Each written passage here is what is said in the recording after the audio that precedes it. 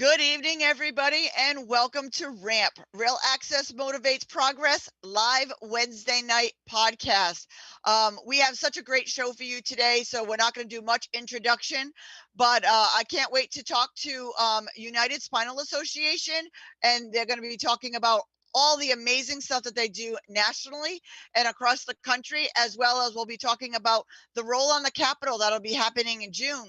So welcome my guests, Steve and Annie. Thank you guys so much for taking the time to being with us tonight.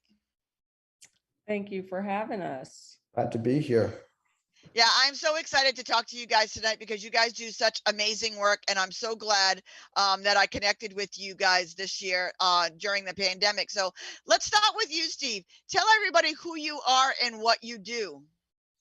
Sure. So I'm Steve Lieberman. I'm the Director of Advocacy and Policy for United Spinal Association. I've been with United Spinal for, it'll be 3 years in August. Prior to that, I spent 10 years on Capitol Hill in DC as a staffer for Senator Bob Menendez in New Jersey. My job at United Spinal is to build up our advocacy network, build a movement of people with disabilities and folks that care about our issues, make sure that all of our voices get heard in not only Washington, D.C., but in everywhere around the country. I myself have a disability. I'm autistic. So I was drawn to this for a very long time. While I was on Capitol Hill, there came a point where I found myself, more looking towards how I could help the broader disability community. I found the right fit with United Spinal. And I'm just grateful every day that I get to do something that I really enjoy doing, because it is so important that the disability community really steps up and makes our voice heard, because we are the largest minority group in the country. We're, a quarter of the population.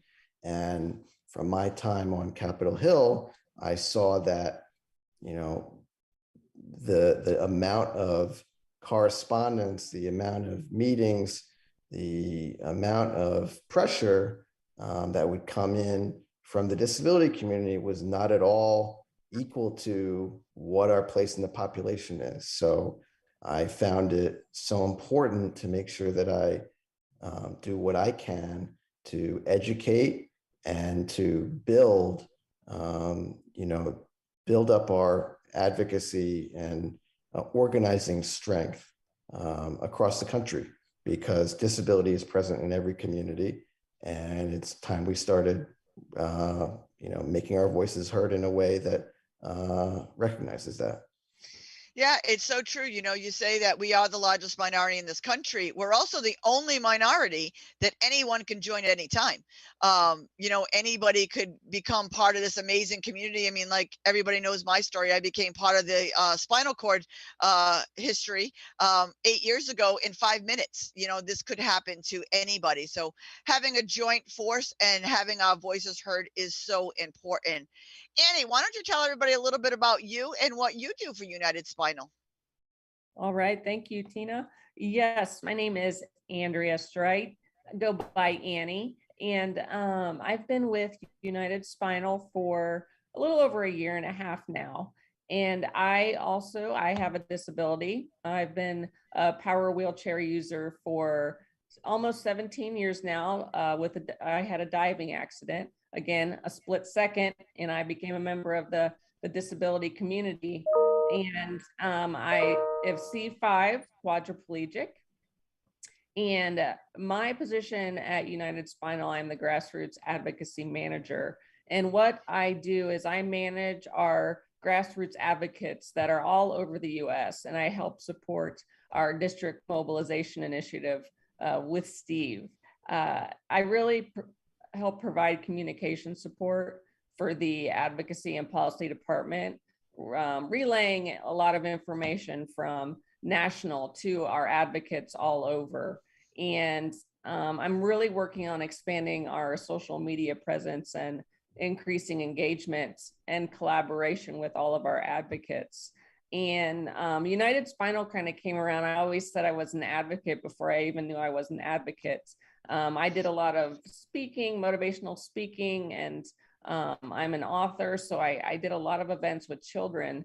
And I too wanted to find a way to become more involved and to help just with more equality and inclusion. And this opportunity came about with United Spinal, and I couldn't have asked for better people to work with. I learn every day. I've met amazing people all over the country. And I'm really having a good time and really feel like I'm making a difference. And you absolutely are, because, you know, a lot of people here in Rhode Island will go, Tina, you are everywhere. There's not a place that I do not see you at in Rhode Island or have a picture at. And it's the same thing with Annie and Steve, because I met them at a different meeting, not about United Spinal. And then I just messaged them and, you know, we made a bond from there. So as many places I'm at, they're at. Because again, bonding the disability community is the most important thing. You know, it's sad that we ended up in this community because of an accident or, you know, a procedure or, you know what I mean, a diagnosis, but it's not a death sentence and it's not a bad thing, because I get to ride around in the coolest sparkly chair. I get to meet amazing people and I get to make a difference for a community that's not seen and heard. So even though it's sad of how we ended up in the community, it's not sad that we happen to be wheelchair users and get to roll around this great nation from our wheelchairs and make a difference. Steve, tell us some of the things that you would like to see people get involved with at United Spinal. So at United Spinal, we have, you know, all kinds of initiatives that we're working on at the federal and the state level, and even the local level. Annie and I had a meeting just an hour ago or so, talking with some folks who want to make some local change in their community in Indiana. So it's at all levels. You know, we want people to join us as part of our grassroots advocacy network. And that's at unitedspinal.org/grassroots-advocacy-network. And if, you know, it takes only a minute to fill out the sign-up form to become a part of our network. We have almost 1,300 registered advocates across the country in all 50 states currently. And it's, you know, a great community of people who want to make a difference for their community and for folks across the country. And so we have great programming. We have our advocacy live events that we have every month. We have our advocacy series events that we do at certain times throughout the year. We have our Roll on Capitol Hill, which is every June. This is actually the first Roll on Capitol Hill that'll be in person since 2019. So we're very excited that we'll be able to be in person in DC this year. And, you know, we have our action alerts for, you know, important issues that are, you know, taking place at the federal level and at the state level. Just to list a few, we've been fighting for the last couple of years to get more funding for the spinal cord injury model systems. These are the, you know, really at the core of the rehab hospitals for spinal cord injuries in the United States. You know, over time, over the last 2 decades, the funding for this had really gotten hollowed out and the capacity had shrunk. So in 2000, there were 18 of these that were funded. By 2006, that had dwindled down to 14. And the funding for this was at $6.5 million. Fast forward to 2021, and that had not changed. The funding remained at $6.5 million. There were still 14 spinal cord injury model systems. So what we did was we worked with our advocates and had, folks were sending in their action alerts to their members of Congress. We had meetings with members of Congress and their staff on this. And only back in March, we were able to get, for the first time in a generation, an increase in funding for this program that is going to result in, we think, another 4 spinal cord injury model systems being added to the program.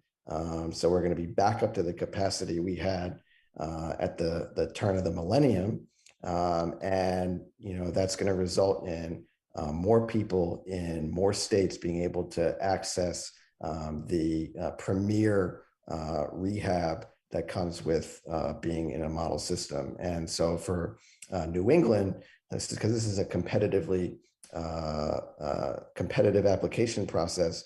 New England had a model system at Spalding Rehab Hospital in Boston for a number of years until at the end of September, they actually lost their funding. The additional funding that we were able to get, and we don't know specifically which rehab hospitals are sort of next on the list. They picked the top 14, and then we think the next 4 after that are going to get the funding based on the last round of applications. We hope that New England will regain the model system that they lost last fall. But we'll hear more about that, I think, in the coming weeks. We've been fighting on air travel. I mean, everybody knows, everybody who knows someone in a wheelchair knows just how horrible the air travel process is for wheelchair users. It's an absolute disaster. We hear constantly from folks within our community. Even our own CEO has had multiple incidents of whether it's been his chair being broken or him being dropped during air travel recently. So we've been pushing for a bill at the federal level to improve air travel for folks who are wheelchair users. Yeah, for those that don't have somebody in a wheelchair or related, just a couple of stats for you. They break about 26 wheelchairs a day. Now that's somebody's legs. That's not just another piece of equipment. That's not, luggage. That's not, just something that they may want to use. It's something that they absolutely need. It's like anybody who knows me, that's my legs. Without my wheelchair, I'm dragging myself along the ground. Not that I couldn't do it and I'd still show up, but it'd be a lot better in my wheelchair to do that. So air travel is such a huge difference. Like when I'm traveling to Florida or I'm going to Washington this June, I'm driving or taking the train because I'm not risking my chair until they fix it. So sorry to interrupt, Steve, but go ahead. No, I mean, this is, I think, the issue that motivates more folks in our community than any other issue. And that just shows you how bad the situation is.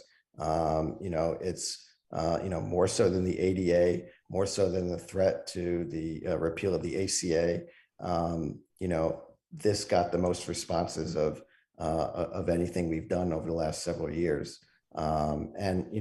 There's so many other issues that we fight for. Caregiving is another big one.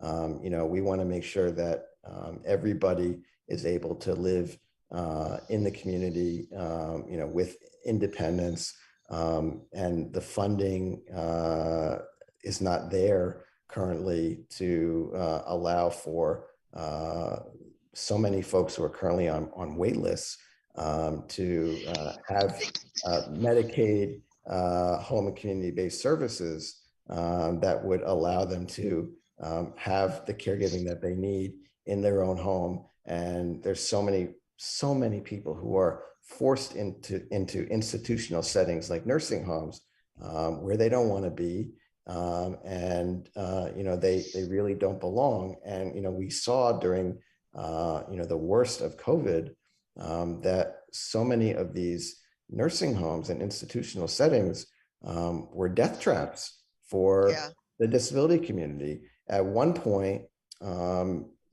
before the vaccine started to roll out, approximately 40% of all of the COVID deaths in the country were just from folks in nursing homes and institutional settings. Yeah. When you have people living in that kind of a setting, in that kind of congregate setting, in terms of infection control, it's a disaster. And so we need to be Yeah. doing all that we can to have as many people living in their own homes in the community as possible to save lives.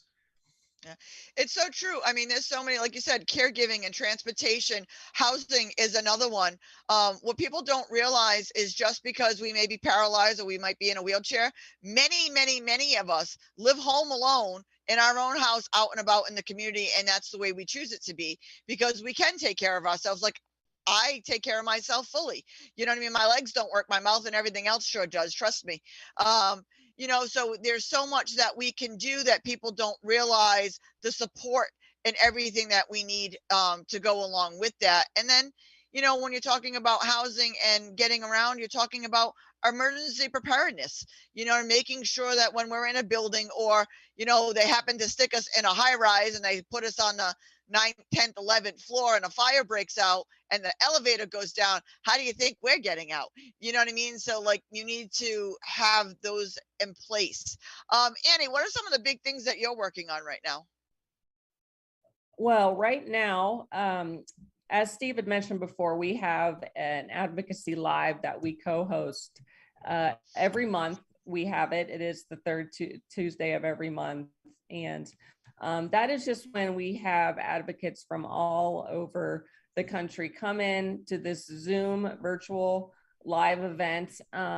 We don't have a schedule. It's everybody just comes together and talks about what they're working on. If they have questions, if we have new advocates that kind of want to, test the waters and see how things are done. It's a really great thing to be involved in.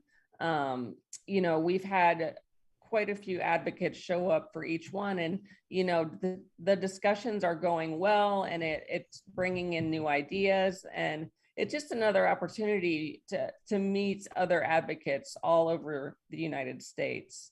And then, like I said, those are the third Tuesday of every month, and they alternate from 1 and 5 p.m. Eastern time, just so we can try to work with people on the West Coast and all the time changes. So another thing I'm doing is it's a Meet an Advocate live stream every month. And that is where I bring in advocates from all over the US. I do one a month, and I just kind of find these advocates either on social media or just through United Spinal that are doing amazing things, and highlight what they're doing, give them a chance to talk about it, and get out there, and you can watch it live and be part of the conversation. You can comment, you can ask questions, and that can be seen on the United Spinal Association Advocacy Network Facebook page. That's where it streams to, and it also streams to the United Spinal Association Facebook page. So you can watch it at either spot. I highly recommend it because there's some pretty amazing work that's being done by advocates all over the US. And this month, May, we actually have two. The first one will be May 18th. And they're always on Wednesdays. So it's May 18th at 12 p.m. Eastern time. And I actually have an advocate from Indiana, which is where I'm from. And she's going to be talking about some of her air travel experiences, just like Steve had mentioned before. Unfortunately, she's experienced some stuff that, it wasn't so great. And again, it's just a way to get the information out there. And then on May 25th, we're going to have the United Spinal. I'm bringing the team on. So it's going to be Steve and I, the advocacy and policy team. And then our government relations team is also going to be joining us because we work hand in hand together. And that is kind of going to be a Roll on Capitol Hill preview. So we'll be talking about issues that the issues for the Roll on Capitol Hill and It's going to be very informative, and I highly recommend to tune into this one so you can ask questions and get all of the information. And again, that is on the Advocacy Network Facebook page and the United Spinal Association Facebook page. And if you need to find it, you can always go to my page, because I was lucky enough to be on Annie's show and we had a blast doing our episode. So that's always tagged and pinned on my page. So that way you guys can be directed over to, all of the good work they're doing. There is not a United Spinal Association in every state, but there are advocates in every state, because Rhode Island doesn't have a chapter.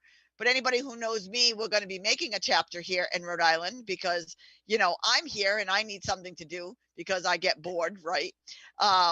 So, we're going to be starting one up here in Rhode Island. So you don't have to have a United Spinal in your state to be a part of this. You don't even actually have to have a spinal cord injury. You could come aboard, because a lot of these issues go across the board. If you use any kind of mobility aid or anything like that for different things, these problems affect you. So you don't actually have to have a spinal cord injury to listen in and to see how you can make a difference. Because again, we're the largest minority in this world and this country, and the only one that anybody can join at any time. So don't you want to know the information in case you or a loved one down the road ends up in this amazing community, and you can be friends with all of us, and have some amazing people in your life. So, that's important. Steve, why don't you tell us all a little bit about the Roll on Capitol Hill for those who don't know what that is? Sure. So this is our fly-in event, or train-in event, or drive-in event, whatever you prefer.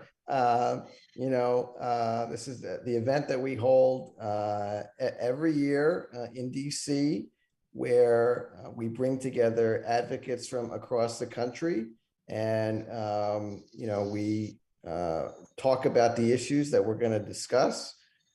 We have, some special guests that are going to come and talk to the folks that are gathered in DC.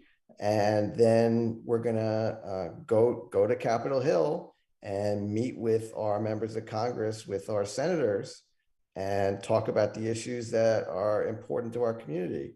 And, I had the privilege as a staffer for 6 years to sit on the other side of the table from the folks who participated on Roll on Capitol Hill, and talk with them about the issues. And now I have the opportunity to sit on this side of the table, so which I think is really great. And it's really empowering. It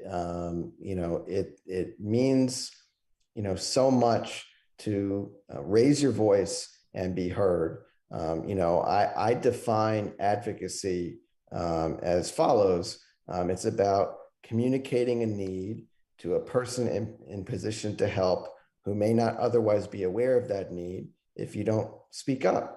And so, that's really all it is. And, I find that, sometimes in the disability community, and I think this is really just sort of a cultural thing, a historical thing. And it's something that I try to, I'm trying to turn, change the trajectory of this. The thought, I think, has been that, well, disability advocacy, simply means, you got to chain yourself to a fence and get arrested, or, get out of your wheelchair and lay in the street. And that's all that's the only thing. Well, no, advocacy, takes many forms, and there's different kinds of advocacy. There's direct action, which is, what getting arrested is all about. And that's useful in some instances, especially when you're calling attention to a problem or an imminent harm. Then there's legal advocacy, which, has accomplished a great many things, for our community, but it's also can be lengthy. And, it's kind of a stop-start, you have hearings and then you wait a while for decisions and so forth. And then there's legislative advocacy, which, is what we do with the role on Capitol Hill, which is talking to our members of Congress and getting them to support legislation or conduct oversight in support of our issues, the things that we care about. And so it is, you build, it can sometimes feel like, you're building incrementally, but this is the kind of thing that can snowball. And you don't know the impact that you can make unless you take that initial step and raise your voice and make yourself heard. And the more people that speak up, the more people that communicate the position of our community to the folks in a position to do something about it, the greater a chance that that thing is going to actually happen. And so, we want to get as many people involved as possible with our grassroots advocacy network. We're going to be, during the role on Capitol Hill, obviously we only are going to have a certain amount of people that are actually going to be in DC for that, but we're going to be engaging our grassroots advocacy network by sending out action alerts. And we're going to ask everybody to send in those action alerts to their members of Congress, so that as we are rolling around the Hill, in their inbox, they have, however many people that have written about the things we're going to be talking about. So they know that the folks that come to DC are backed up by people at home who want the same things that the people they're going to meet with are talking about. Yeah, it's so true. I mean, one other advocacy I want to say is positive advocacy, because you don't know what you don't know until somebody tells you or somebody shows you. I know I've opened a lot of people's eyes when I became a wheelchair user. They didn't realize how much I couldn't get into and how much I couldn't do until I started, bringing it awareness to everybody. But I do it in such a positive way. I don't scream and yell at anybody. I give them options of how to do it. I give them dollar amounts that makes them be able to do it. I give them tax breaks that are already on the books in every state to do that. And, I'm very fortunate of living in the great state of Rhode Island, where I get to see my U.S. Congressman on a weekly basis. Congressman Langevin has always been a champion, and I work so directly, closely with him because if I have an issue, I just go to him and say, hey, look, I know you get this. You know what I mean? This is what we need to be working on at this point. And he's so open to all of that. And I and Congressman Langevin will both be at the role in Washington this year. So I am very excited to be a part of that this year. Annie, what are some of your great things that you're looking for on the role on the Capitol? Well, last year was my first experience with role on Capitol Hill. And of course, due to COVID, it was virtual. And, I wanted to point out that a lot of times it can be intimidating for advocates who have never done anything like this before. They may be a little intimidated by going and speaking to these members of Congress if they've never done it before. And we really like to point out that, simply telling your story is one of the best forms of advocacy, because it really helps others relate to the legislation. So you can relate the story to the legislation and how it has affected you. And, for an example, when we mentioned caregiving, I had to completely move to a different location because of the lack of home health caregiving where I was living. And you point those things out, and then others can really see how it affects your life. And I unfortunately cannot make it to the in-person event this year, but I've been working with the team and getting things ready, and it's always exciting, and people are always they're getting excited to go, which of course, it's finally in person. So everybody's getting, there's a lot of employees that have never really met others in person because of COVID. So I think it's just a really, really great opportunity to see all the wheels on the ground at Capitol Hill, and it really makes a great impact. Yeah, I'm so excited. Like I said, this is going to be my actual first role on the Hill, but I mean, I talk with legislators and leaders all the time. I mean, obviously, I'm not shy by any means, but my biggest advice to advocates would be don't be nervous and tell your story. Talk from the heart. You live it, you know it. Don't embellish it. Don't try to make it something it's not. Just tell your story straight to the point. I'll tell you, it gets to the heart of people more because they feel it, they hear it in your voice, they see it in your face. Um, when you're just telling your story, it's easy to talk about because it's something you live each and every day. And I tell that to all of the advocates that I work here that, want to make a difference or want to get a point across, or they're going on, up to the state or the Capitol or whatever to testify on a bill. You know, like I said, you don't need to make it more than it's not. You need to just tell your story from your heart of your lived experience. And I'll tell you, it goes a long way because when you know it that well, it could be seen, it could be heard, it could be felt from miles away. And that's the easiest way that you can be an advocate, is to just tell your story. Steve, tell us a little bit more of how people can get involved. Sure. So, to get involved with us, as I said, the easiest way to do that is to sign up as a registered advocate with United Spinal, and all it takes is filling out a very short form that you can find at unitedspinal.org/grassroots-advocacy-network. And you do that, you get put into our network, you get the emails from us on action alerts on our events.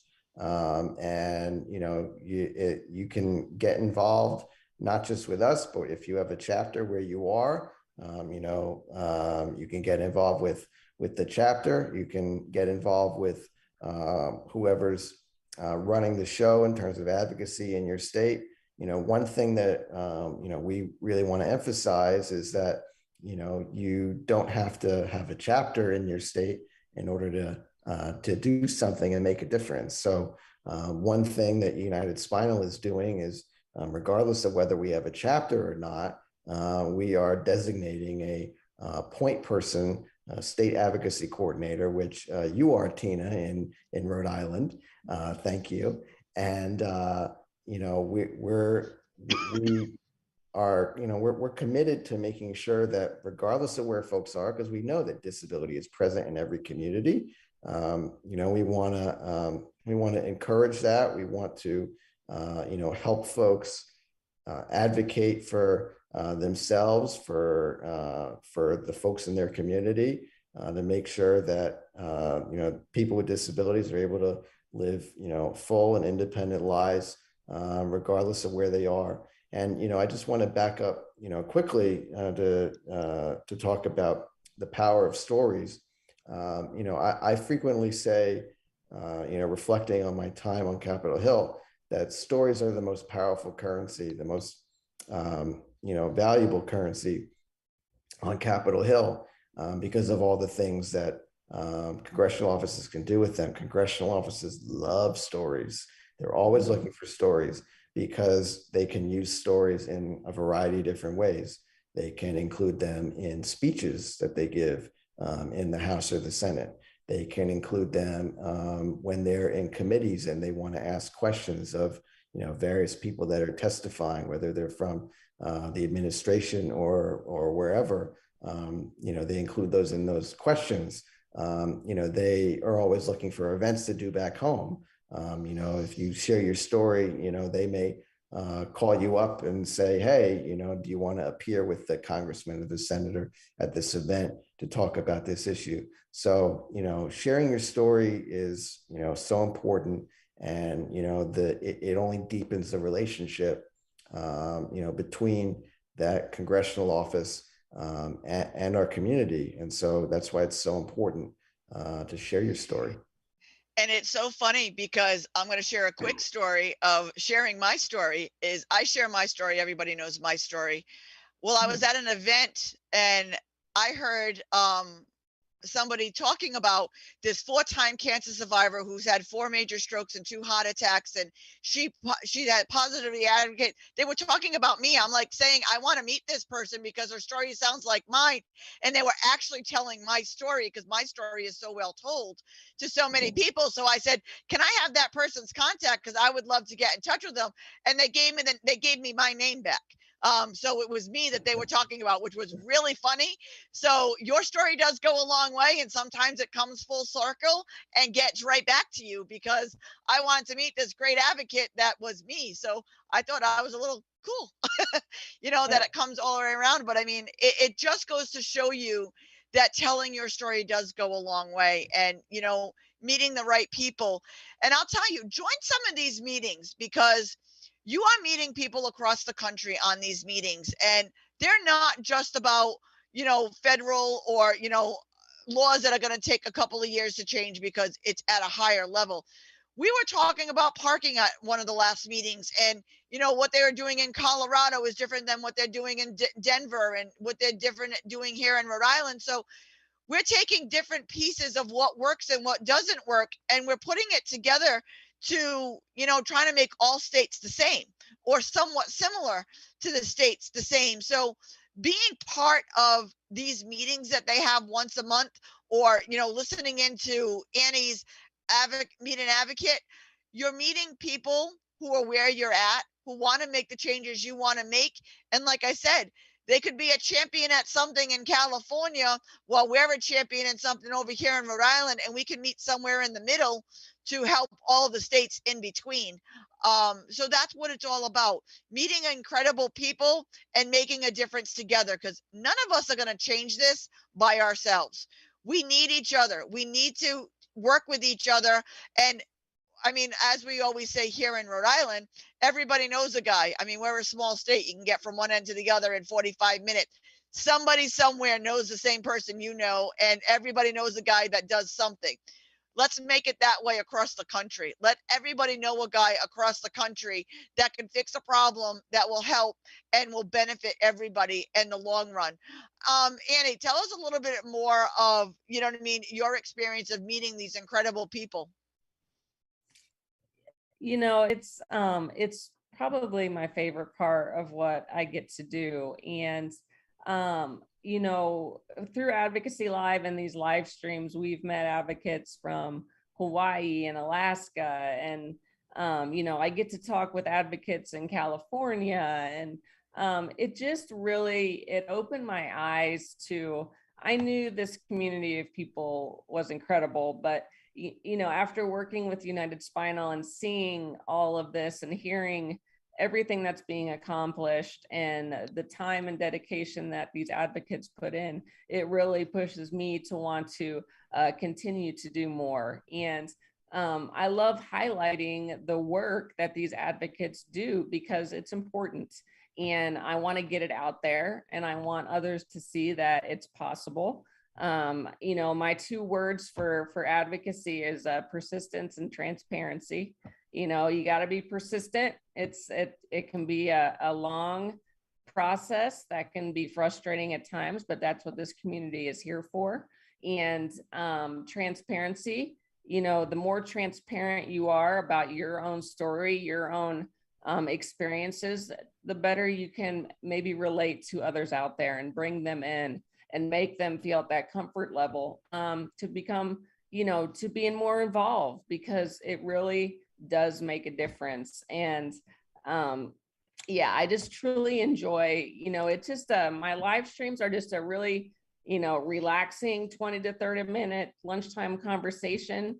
And I know, Tina, we probably could go on for a lot longer than that, but I don't want to take up anybody's whole day. But I've learned a lot, and I've made some great connections, and I truly enjoy talking with all those advocates.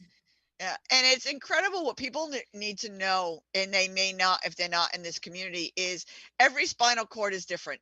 Every disability is different. I mean, we could have spinal cord injuries of the same thing, but be completely different on what we can do, what we can ask for, and whatever. You never realize it's the same people as what we quote unquote call normal people. I don't know what normal is because I don't think I was ever normal in my life.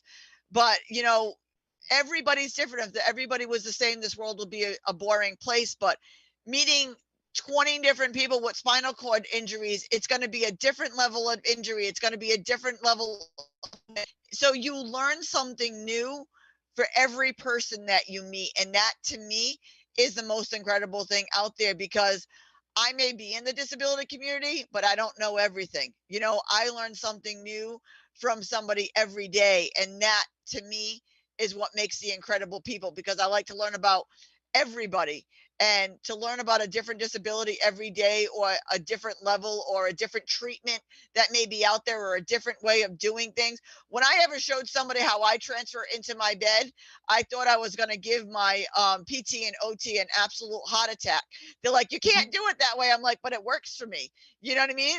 And now I have other people that do it my way, because like if I would have known that, I would have been able to get in bed a long time ago. Like, we become little MacGyvers. We figure out how to do things that's best for us. But you know, the way they're trained in school, it's like, no, no, no, no, you can't do that. I'm like, yeah, watch me. I'm going to do it anyway. When you leave, I'm doing it anyway. So, you know, don't tell me no, because we're probably going to do it anyway. Steve, tell us, give us, we're nearing the end of the hour now, and I want to make sure that everybody has all of your contact information, to make sure that they can contact you. So give people the ways of they can contact you if they have questions, or want to email, or want to be involved. Sure. So, you know, my email is S Lieberman, that's SLIEBERMAN @unitedspinal.org. You know, and I'm usually pretty responsive to folks who email me. You know, you can, you know, read more about what we do at unitedspinal.org. We have our action center. We have, you know, we have our advocacy toolkit, which Annie has updated, and we'll be putting that updated version on the website soon. We have a variety of resources for folks up on our website, and we have our social media, which Annie can talk more about. But you know, we have a variety of ways for folks to get involved and engage with us. And again, to, you know, sign up for our advocacy network, just go to unitedspinal.org/grassroots-advocacy-network. And I put that link right in the comments, so you guys can go right into the comments and you can click on that link and register. And like I said, if you forgot any of what Steve just told you about how to contact him, he's not only a colleague, he's also my friend. So bug me and I will put you in touch with Steve or Annie in any way I possibly can.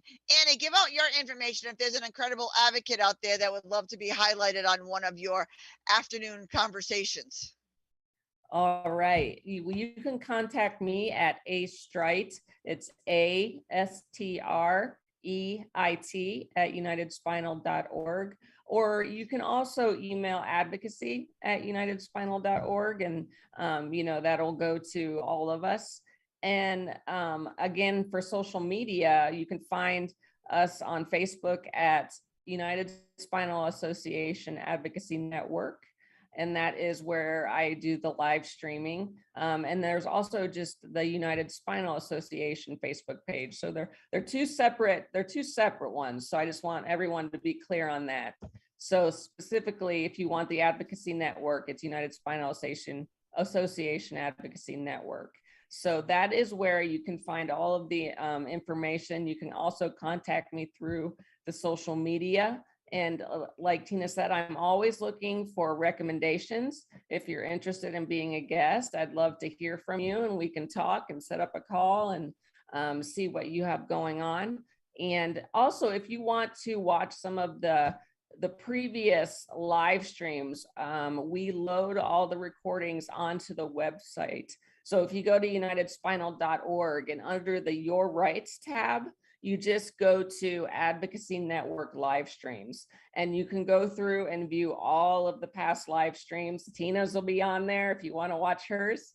And it's got little teasers underneath, so you can kind of see what each one is about if you're looking for something specific. Yeah. And it's so much fun. Just to give a few dates out, I mean, United Spinal does advocacy year round, but the roll on the Capitol is June 12th through 15th. Did I get those dates correct? Yep. Okay, yeah, it's June 12th through the 15th. We'll be rolling on the Capitol. A lot of us will be on live, or there will be some Zoom in conversation. So if you follow those pages, you will be able to see things going on throughout those days on both of those. So I encourage you to, like I said, if that is your first touch of United Spinal, it'll give you a great way of how much community comes together to make a difference in a positive way to so many people across the country. So I encourage you to join those pages. Steve and Annie, I'm going to ask you both the same question so you guys can think about it. I want you all to give your final plea in a minute or so of why people should get involved. Steve, I'm going to let you go first. It's so important for as many people as possible to speak up on behalf of this community. It truly makes a difference.